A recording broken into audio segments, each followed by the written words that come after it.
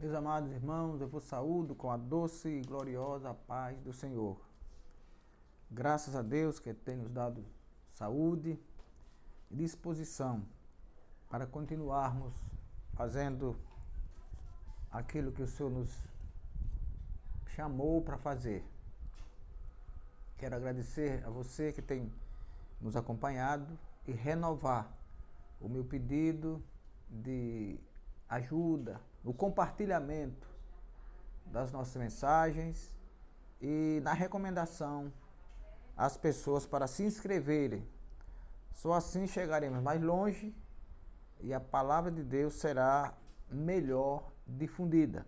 Convido-vos para lermos um versículo apenas da palavra de Deus, que está escrito no livro de Jó, capítulo 5, versículo 7.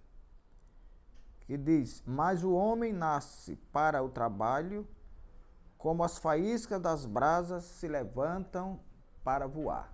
Meus amados irmãos, ouvintes, assistentes da palavra, quero começar dizendo que a pobreza não decorre das pessoas não poderem possuir, mas sim delas não saberem possuir. Continuo dizendo que não apresentarei aqui nenhuma fórmula mágica para alguém ser rico, mas apresentaremos algumas maneiras pelas quais nós podemos fugir da pobreza extrema. E essas maneiras, essas formas, não estão em mim, não são da minha própria sabedoria, estão na Bíblia Sagrada. Apresentarei algumas delas. Jesus disse no Evangelho segundo João, capítulo 5, versículo 17: meu Pai trabalha até agora e eu trabalho também. Ora, se Jesus confessa que o Pai que está no céu trabalha e ele também trabalha, é porque ninguém está livre do trabalho. Ninguém está isento do trabalho, ninguém alcança nada sem o trabalho. O apóstolo Paulo diz na segunda carta aos Tessalonicenses, capítulo 3, versículo 10, que ele recomendava que se alguém não quer trabalhar, também não coma. Isto é, se alguém acha que pode viver sem trabalhar, procure viver sem comer. Porque é do trabalho que alguém alcança a alimentação, a comida, a sobrevivência. Então, se alguém não quer trabalhar, que não coma. Se ele puder viver sem comer, então poderá viver sem trabalhar, que é impossível. Glória a Deus. No livro dos Salmos, o salmista diz, salmista Davi: fui moço e agora sou velho, mas nunca vi um justo desamparado, nem a sua descendência a mendigar o pão. O nosso salmista aqui, ele não está falando da desocupação, não está falando da mendicância, não está dizendo que alguém deve estar por aí pedindo aqui e acolá. Não, ele está falando do trabalho. Ele diz que eu fui moço e agora sou velho, mas nunca vi um justo desamparado. Quer dizer, Deus ampara aqueles que trabalham, como a leitura feita. O homem nasce para o trabalho, assim como as faíscas se levantam para voar. Então, uma coisa ligada à outra. O homem vive para trabalhar. E é trabalhando que ele vai adquirir a sua sobrevivência.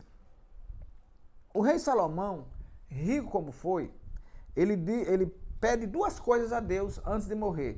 Ele pede que o Senhor o afaste da palavra de mentira e pede também que o Senhor nem dê a ele riqueza, nem pobreza, mas que lhe dê a porção acostumada.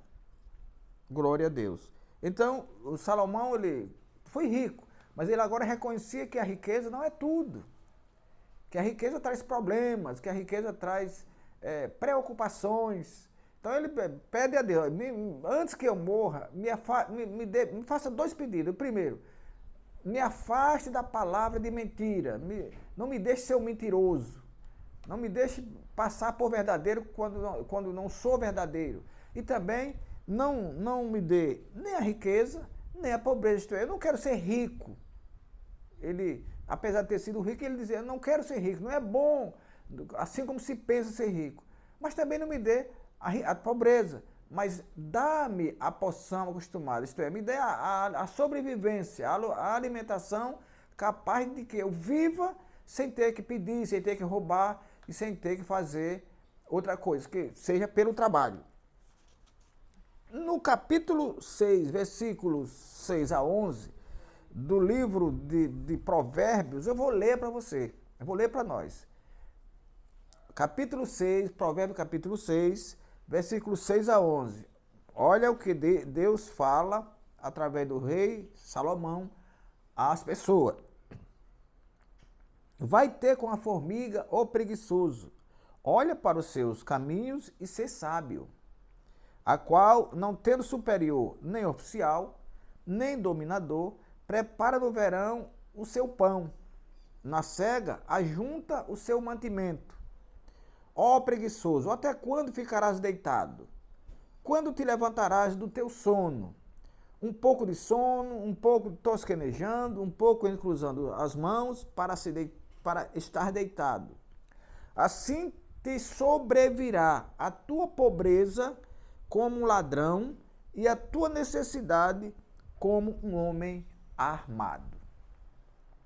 Isto é, as pessoas vão empurrando, achando que pode viver sem trabalhar, dormindo um pouquinho a mais, como aqui a Bíblia diz, fico deitado o dia, descansando, e assim, nesse dilema, é que a Bíblia diz que a pobreza virá como ladrão, isto é, de forma inesperada, e a necessidade como um bandido armado, quer dizer, de forma impiedosa para matar, para fazer o mal, para destruir. E aqui no capítulo 13, versículo 4 de Provérbios, a Bíblia diz que o preguiçoso morre desejando. Olha o que diz aqui, 13, 4. A alma do preguiçoso deseja e coisa alguma alcança. Mas, a alma do preguiçoso deseja e coisa alguma alcança, mas a alma dos diligentes engorda. Então, o preguiçoso morre desejando. Ele deseja, nunca alcança. Morre e não alcança o desejo, porque o desejo dele é um desejo impossível de ser realizado, que é pela preguiça. Ele deseja o que não poderia se não trabalhasse, o que não pode se não trabalha. Como alguém pode ter alguma coisa se não trabalha? Se não ganha, se não adquire a fazenda? Portanto, não trago aqui nenhuma maneira mágica para alguém ser rico, porque ser rico não é fácil, é difícil ser rico. É mais fácil fugir da pobreza extrema do que ser rico. E o que nós queremos dizer é que para ser pobre, para ter alguma coisa, para ter a porção acostumada, como o rei Salomão diz, basta que nós trabalhemos. Ah, mas tem o desemprego. Tudo bem, a gente sabe que tem desemprego. Mas se nós quisermos trabalhar, é porque nós muitas vezes procuramos emprego e não trabalho. Nós escolhemos. Nós selecionamos aquilo que queremos. Determinado serviço eu não quero porque tenho vergonha. Outro eu não quero porque é muito pesado, eu não suporto. O outro é porque é longe. O outro é porque a família não apoia. O outro porque ganha pouco. E nessa história vai empobrecendo, vai desejando, morre e nunca satisfaz os seus desejos. Portanto, fuja da pobreza extrema pelo trabalho, pelo suor do seu rosto. E uma outra maneira é pela empatia, é pela solidariedade. Empatia é estar no lugar do outro, é sentir as misérias dos outros, é estar disposto a ajudar. E a Bíblia diz em Atos dos Apóstolos, capítulo 4, versículos 32 a 37, que eu quero ler com você. Atos dos Apóstolos, capítulo 4, versículo 32 a 37. Fala da comunidade de bens entre os primeiros cristãos, Ananias e Safira.